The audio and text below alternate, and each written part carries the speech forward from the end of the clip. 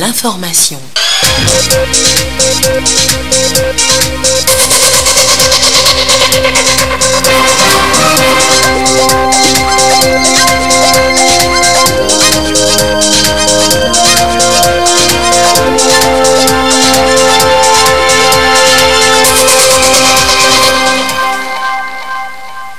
Bonsoir à tous, il est 20h.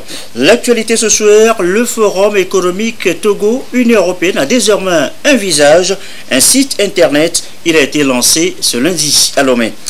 Ils sont quelques 2 millions de Togolais à vivre à l'extérieur. Comment les amener à aider encore plus leur pays dans son développement? Le gouvernement togolais y pense. Il vient de sortir une feuille de route. Apprendre par cœur et bien réciter le Coran. De jeunes musulmans se sont encore frottés à l'exercice. Première édition cette année avec des candidats venus d'un peu partout au Togo. Voilà, madame, monsieur, le sommaire. Bienvenue. Voici le 20h. Le Togo, pas seul pour son PND. L'Union européenne pourrait accompagner notre pays dans la réalisation de son plan national de développement. C'est ce qu'a laissé entendre ce matin Louis Michel, député européen, reçu à Lomé ce matin par le chef de l'État. Je vous propose de l'écouter au sortir de l'audience. C'est une mission d'information et d'étude sur la situation au Togo. Nous allons rentrer extrêmement satisfaits. C'est un pays qui progresse manifestement très fort. Nous avons aussi été informés sur la volonté d'organiser les élections locales encore cette année-ci, de mettre en œuvre pour l'avenir la feuille de recommandation de la CEDEAO. Nous avons rencontré le Premier ministre qui nous a répondu absolument à toutes les questions, des plus simples aux plus difficiles. Nous avons eu le même exercice avec la présidente d'Assemblée, qui est aussi quelqu'un qui nous a fort impressionnés. Nous avons rencontré les partis qui sont présents au Parlement et les partis extra-parlementaires. Nous avons entendu les remarques, l'appel à la confiance, à la collaboration constructive, etc. de ceux qui sont au Parlement. Et nous avons évidemment aussi entendu les critiques de l'opposition extra-parlementaire. Nous avons donc capté toutes ces informations-là. Nous avons rencontré les ambassadeurs de l'Union européenne, plus l'ambassadeur des États-Unis et le représentant des Nations Unies. Et nous avons aussi rencontré les représentants de la CEDEAO, l'ambassadeur nigérian, qui nous a expliqué en long et en large que les élections s'étaient déroulées de manière tout à fait légitime, qu'ils ont donc consacré les résultats, reconnu les résultats de cette élection. Et donc nous allons repartir ici assez rassurés sur la manière dont le Togo évolue. Le président a répondu à toutes les questions qu'on a voulu lui poser. Il a aussi évoqué largement le PND, le plan national de développement, qui est un plan qui rencontre l'assentiment et le soutien de la Commission européenne. En juin d'ailleurs, le commissaire européen en charge de cette matière va venir ici pour un colloque présent, parce que l'Union européenne est prête à s'engager dans un soutien actif à ce plan, puisque le plan national de développement, il vise à créer des emplois pour la jeunesse togolaise, ce qui est manifestement l'obsession du président. Et je pense qu'un tel plan qui est crédible, qui est bien fait, qui est bien pensé, qui est bien conçu, qui va être financé à la fois par des moyens publics, comme par exemple la Commission, etc., peut financer ce genre de plan, qui est un plan de grande ampleur, et aussi par des moyens privés, donc avec comme objectif, par exemple, de mettre en place des systèmes de transformation de la production agricole, avec aussi une inclusion et une intégration financière avec les banques, les organismes financiers, pour faire du Togo aussi une place financière importante dans la sous-région, et avec vraiment une focalisation importante pour créer des emplois pour les jeunes. Et donc c'est un plan ambitieux, mais qui est soutenu par les institutions internationales, parce qu'il est reconnu comme étant un plan crédible. Et voilà, Louis Michel, député européen reçu ce matin à la présidence de la République par le chef de l'État, Louis Michel, qui évoquait donc avec le président de la République la situation politique du Togo et le PND. A signalé aussi que la même délégation a été reçue hier par le Premier ministre Komisselom Klasu au menu des discussions. Là aussi, la situation politique au Togo, la délégation en mission jusqu'à demain rencontre aussi d'autres acteurs politiques, la société civile. Avis aux opérateurs économiques, c'est possible depuis ce lundi. Les inscriptions pour participer au Forum économique Togo-Union européenne, c'est dans pratiquement maintenant 2 mois. Le site pour vous inscrire vient d'être lancé. Edem Sousoupo. Sont attendus à ce premier Forum économique Togo-Union européenne des 13 et 14 juin prochains 400 participants. Ils viendront du Togo et de 28 pays de l'Union européenne. Toutes les inscriptions à cette grande messe de l'économie se feront à travers un site officiel, le www.forumtogo-ue.tg. Ce portail électronique est le seul canal pour avoir accès au forum. Un outil conçu pour la plus grande visibilité du forum et qui contient d'informations riches et variées. Les opérateurs économiques togolais sont d'ores et déjà invités à prendre activement part à cette rencontre pour en tirer meilleur profit. Prenant la mesure de cette confiance et des attentes de nos autorités, nous avons entrepris déjà un certain nombre d'actions pour contribuer efficacement à la réussite de ce forum, à savoir l'organisation d'une rencontre d'information et d'échange pour l'implication des opérateurs économiques suite au lancement du plan national de développement. Nos autorités sont en train de se battre sérieusement. Je n'en veux pour preuve la réunion que je viens de faire ce matin avec une délégation des hommes d'affaires d'Abu Dhabi. Et cette délégation est porteuse d'une très bonne nouvelle. 15 millions de dollars pour l'appui aux petites et moyennes entreprises. Et ce n'est qu'une phase. Et c'est le fruit du déplacement du chef de l'État. C'est un site bilingue, anglais et français. Son lancement constitue un premier jalon d'une action de communication autour du forum pour attirer le maximum d'investisseurs. Cet événement, qui est un des événements phares, événement économique, a pour but de mobiliser les investissements dans les secteurs prioritaires du Togo. Il s'agit des investissements domestiques d'abord, des investissements de la diaspora togolaise. Il s'agira aussi de mobiliser des investissements directs étrangers des 28 pays de l'UMOA.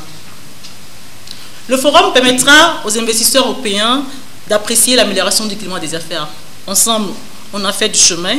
La participation pour les opérateurs économiques résidant au Togo est payante et se fera sur inscription. Le Togo veut créer des champions de son économie. Les 2 jours du forum seront axés essentiellement sur 8 thématiques en lien avec le PND, dans les domaines tels que l'agriculture, la santé, l'éducation, l'énergie, les infrastructures, le tourisme et l'économie. Le Togo ambitionne de décrocher plusieurs contrats en faveur du secteur privé. Au total, 100 projets bancables seront retenus pour financement et les appels à projets seront bientôt lancés. L'appel à projets s'étalera sur une durée de 3 semaines. Il est attendu donc de la part de nos opérateurs économiques également des projets ayant atteint un certain niveau de maturité et des projets donc qui ont été bien étudiés. J'invite les entrepreneurs togolais et notre diaspora à capitaliser sur cette opportunité de présenter leurs projets d'investissement à la communauté des investisseurs de l'Union européenne. Je suis heureux d'annoncer que nous en avons déjà des retombées positives.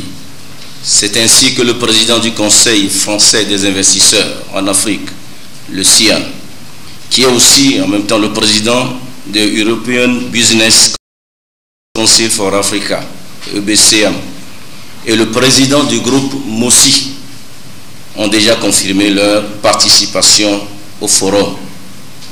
Le MEDEF international, de parler du patronat français, et les chambres de commerce et d'industrie des différents pays de l'UE ont montré l'intérêt à diriger des missions de leurs membres au forum.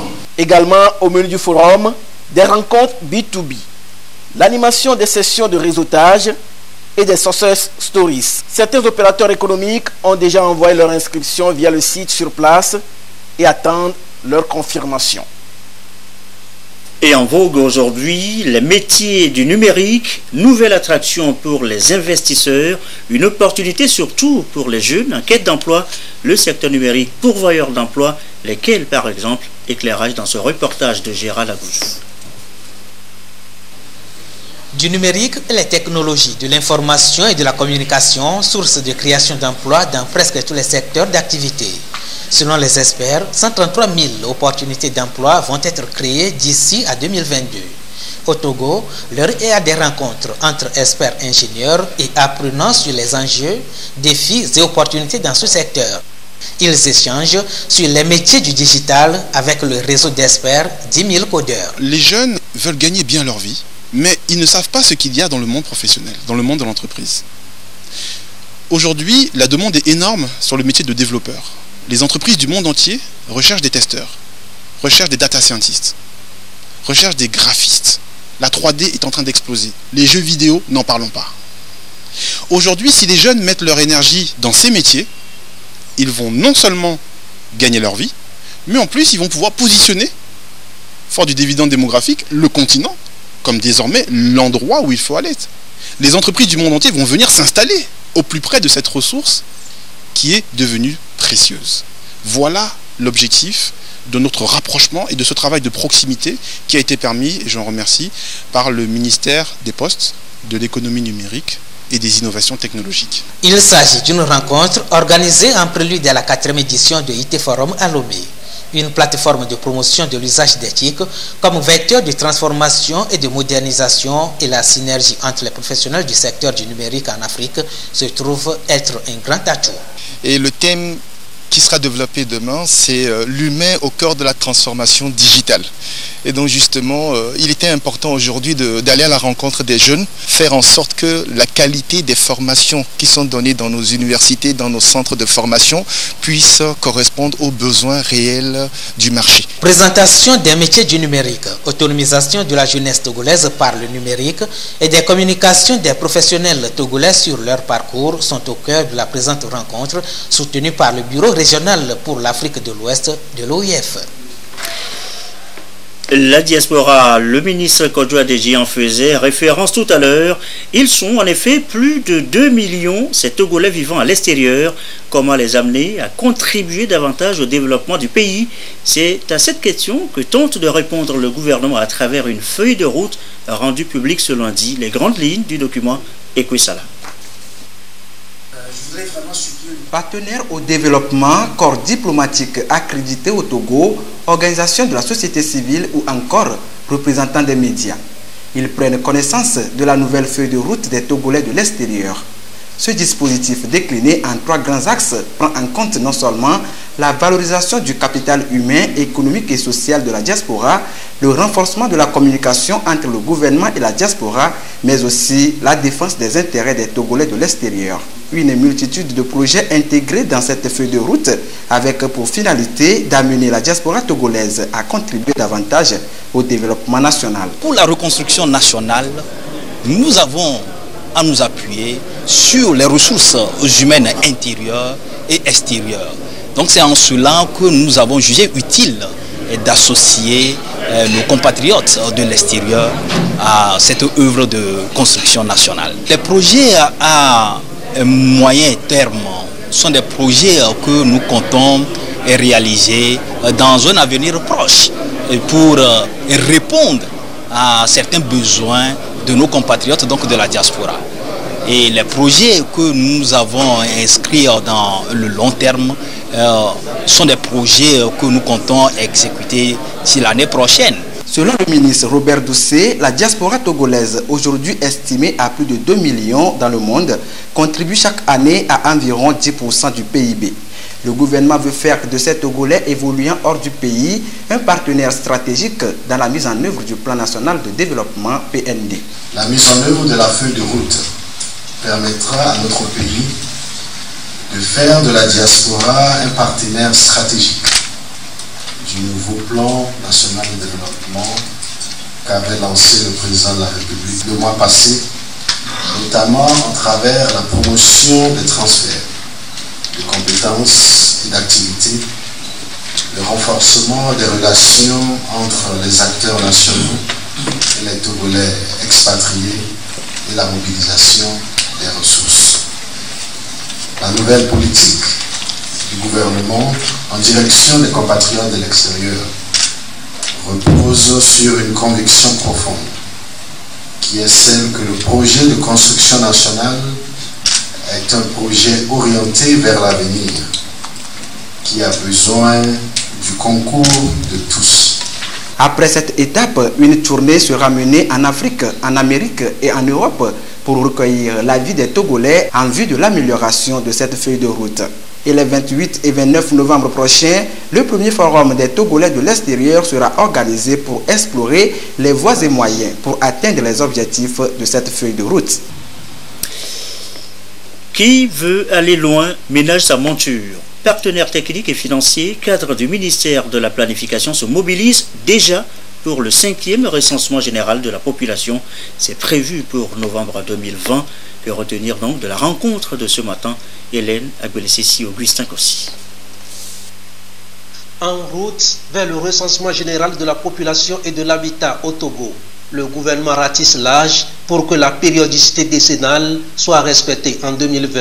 Au cabinet du ministre de la Planification, du Développement et de la Coopération, cadre du département, partenaires techniques et financiers évaluent l'état d'avancement des travaux préparatoires. Pour le directeur de l'Institut national de la statistique et des études économiques et démographiques, les données nécessaires aux diverses enquêtes ont été déjà actualisées et le document de stratégie de plaidoyer pour mobiliser les ressources élaboré. De même que les outils et documents techniques avec un budget d'un montant total de 7,1 milliards de francs CFA. C'est un engagement du gouvernement à mener à bien cette opération en 2020, 10 ans après le 4e recensement général.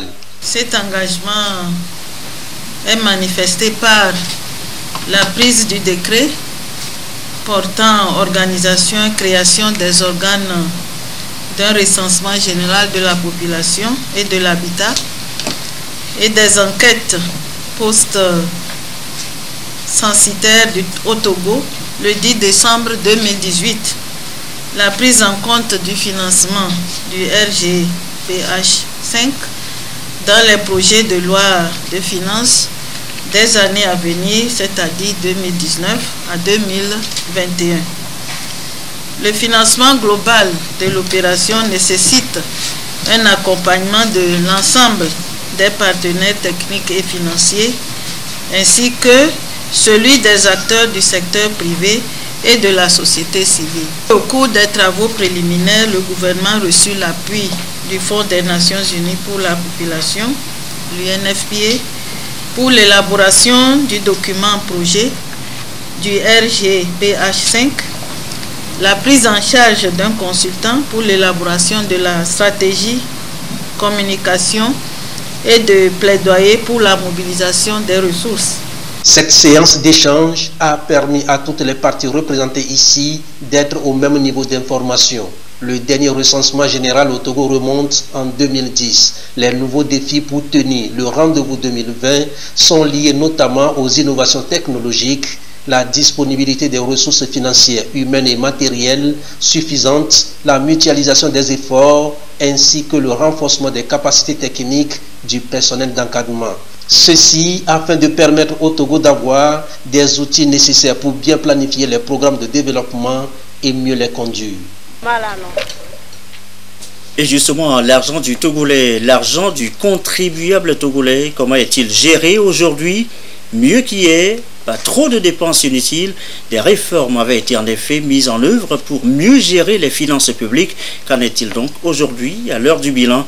On fait le point dans ce reportage de Karine Orlando et de Carmen Magiakapou.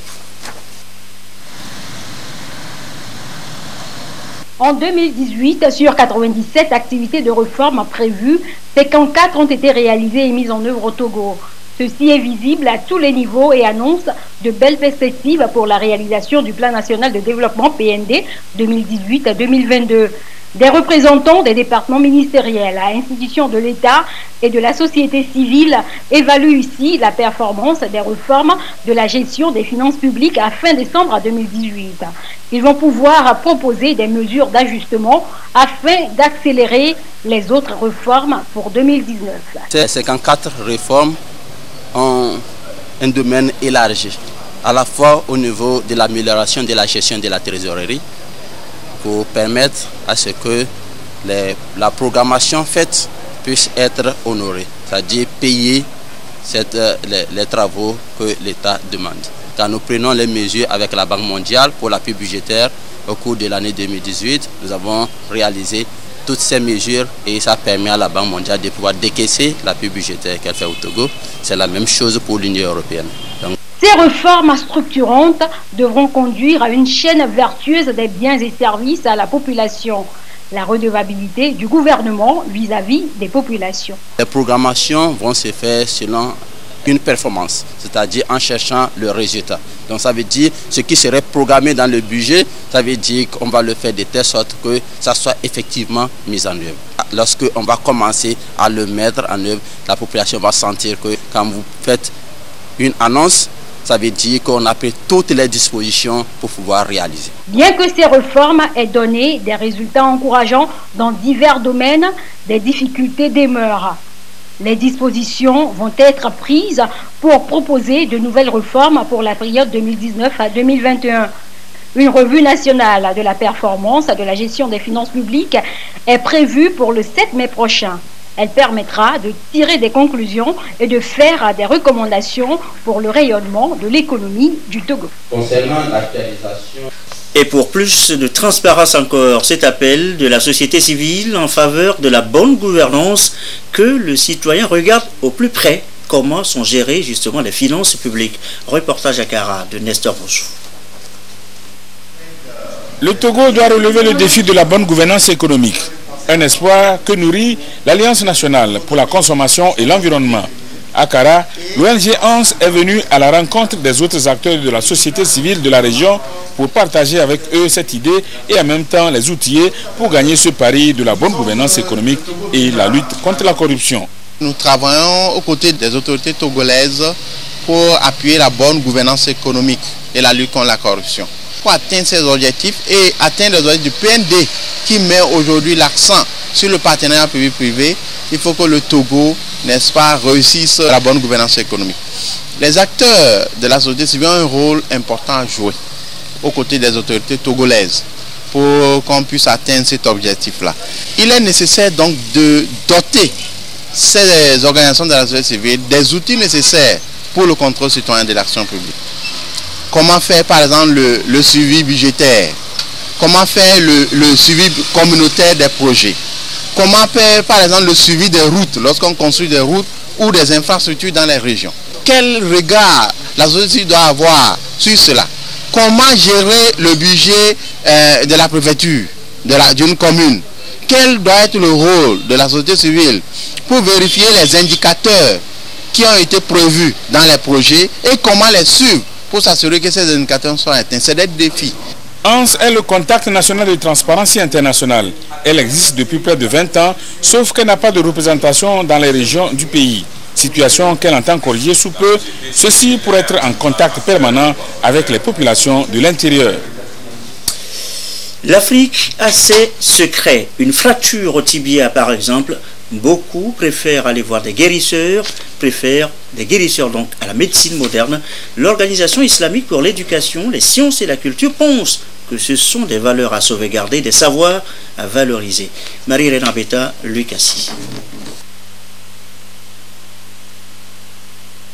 Touchant à tous les aspects de la vie, tels que l'agriculture, l'environnement et la médecine, les savoir-faire endogènes constituent un patrimoine généralement source de la survie des peuples qui en sont les dépositaires. L'Organisation islamique pour l'éducation, les sciences et la culture, UCESCO, s'est engagée à les promouvoir. justement pour les rendre pérennes pour les générations futures. Le savoir endogène, c'est le savoir qui est propre à l'Afrique. Comment les Africains se soignaient, comment les Africains se gouvernaient, comment les Africains pratiquaient la justice, tout ça. Nous l'avions, hein? Mais nous l'avons oublié. Vous voyez maintenant, si vous allez dans un tribunal, vous voyez que les Africains sont jugés selon des codes et des lois qui sont venus de l'extérieur, qui n'ont rien à voir avec nos traditions. Nous avions des traditions de justice. Si vous allez à l'école, vous voyez le programme, ça n'a rien d'africain. Nous allons partager, réfléchir autour des savoirs endogènes, c'est-à-dire des voies et moyens pour l'Afrique, vraiment, de créer les conditions d'un développement autocentré. Le plan d'action 2019-2021 de l'UCESCO accorde une place majeure à la production et à la diffusion des savoirs endogènes pour un développement inclusif des communautés locales. C'est ce qui justifie la tenue de cette rencontre. Une occasion pour le Togo de promouvoir davantage son patrimoine culturel immatériel, surtout à l'heure où le plan national de développement PND oriente les actions à mener dans le secteur.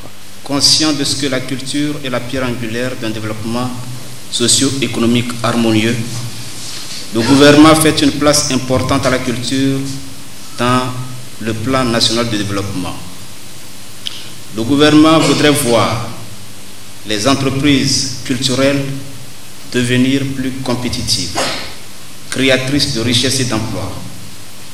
À cette fin, il se fixe pour objectif, dans les années à venir, de donner un souffle nouveau à la mise en valeur des patrimoines culturels à travers les industries culturelles ainsi que les biens et services culturels.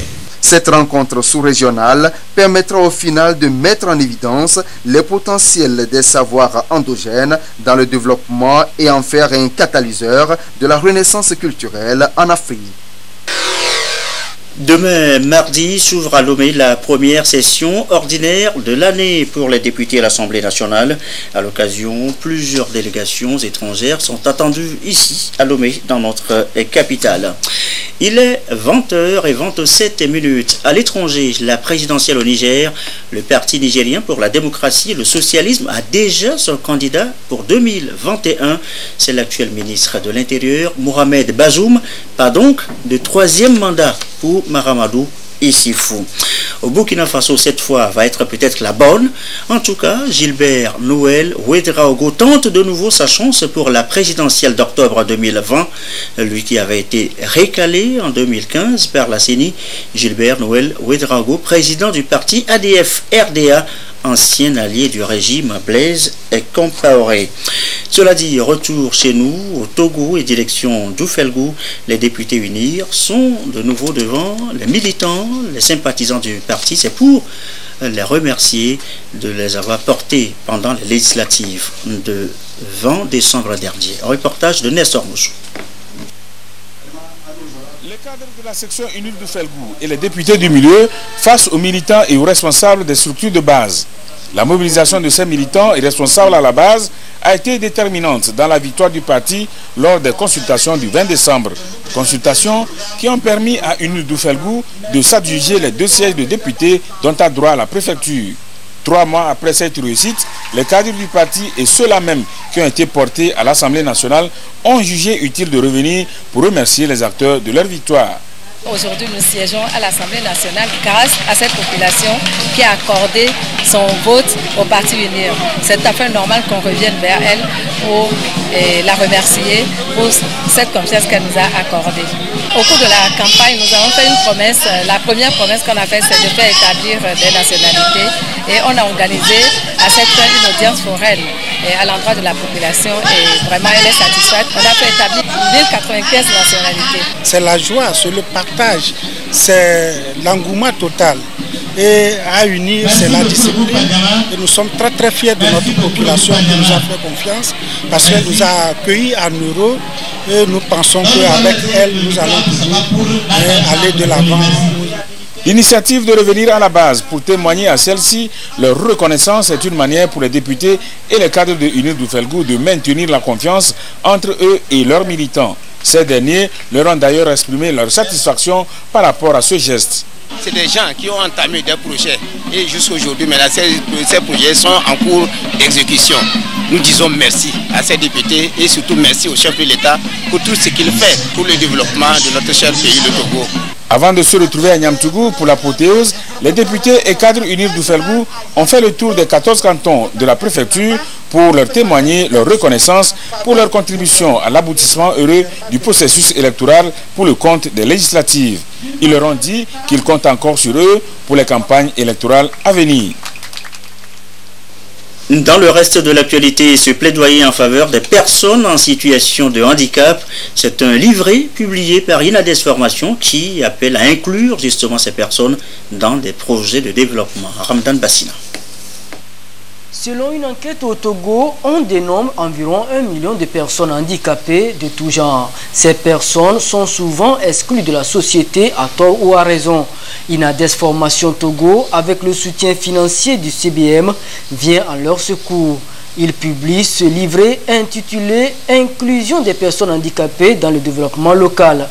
Un outil d'information et qui se veut aussi de référence dans l'élaboration des différents plans stratégiques de développement en leur faveur. Les grands points de ce document, il s'agit de retracer d'abord la situation de départ en ayant des données statistiques sur les personnes handicapées, le nombre, leur façon de vivre, leurs besoins et organiser en fonction de tout ce que nous avons collecté sur le terrain des dispositifs pour pouvoir les former les communautés sur le handicap, sur les droits et devoirs des personnes handicapées, et faire des activités de sensibilisation, organiser des journées portes ouvertes, des émissions radiophoniques et aussi appuyer les personnes handicapées à mener des activités génératrices de revenus. La rédaction de ce livret s'inscrit dans le contexte du projet dénommé « Communauté partenaire pour un développement inclusif ».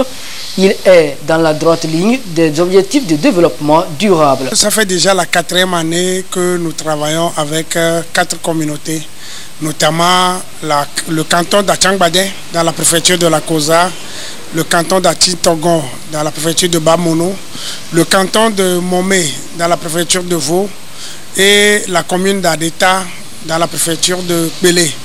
Essentiellement, nous travaillons sur l'inclusion des personnes handicapées dans les organes de développement.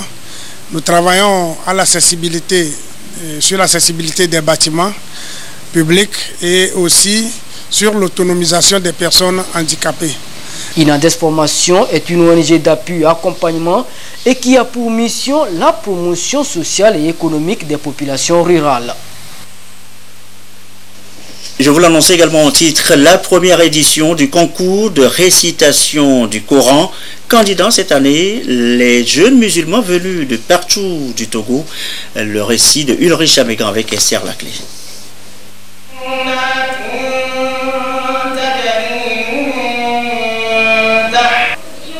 Ils sont 23 à se mesurer lors de cette finale de récitation du Saint-Coran après les préliminaires qui ont sillonné toutes les régions du Togo. 13 candidats dans la catégorie Coran entier et 10 dans la catégorie moitié Coran. À l'issue de la compétition, ces 6 candidats ont su convaincre le jury composé d'imams et de professeurs de lecture du Coran.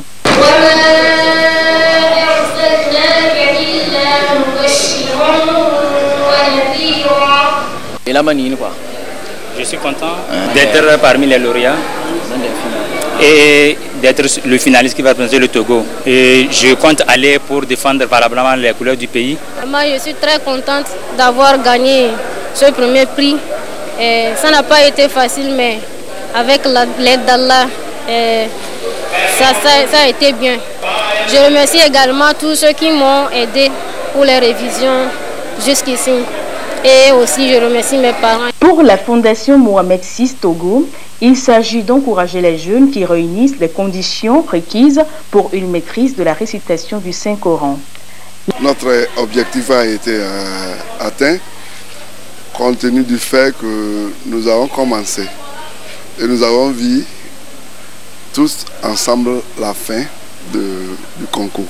chaque association et chaque groupement fait de son mieux pour essayer de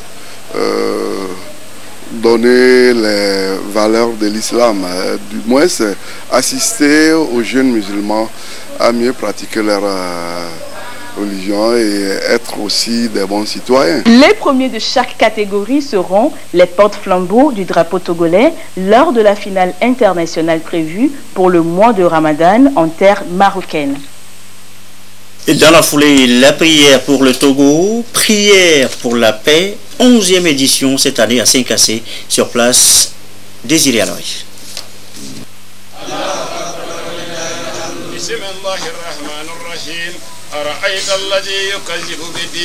Ils sont Peul, membres de l'association Soudou Baba, en français Maison Familiale. Chaque année, ils se retrouvent pour une prière spéciale à Doua, récitation du Coran. Puis tendre leur voix vers Allah, le tout miséricordieux, maître du temps et de l'espace. Une journée pas comme les autres. Cette année, elle tombe sur la date du 27 mars, journée réservée à une prière intense pour se mettre en communion avec Allah. Pour cette 11e action, la prière est placée sous le thème la cohésion sociale, le vivre ensemble pour un développement dans la paix.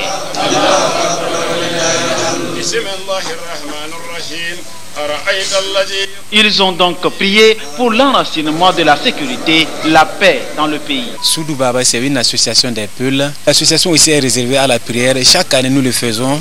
Ce n'est pas les Peuls seulement. Nous faisons cette prière pour toute la population Togo. Chaque année, nous le faisons.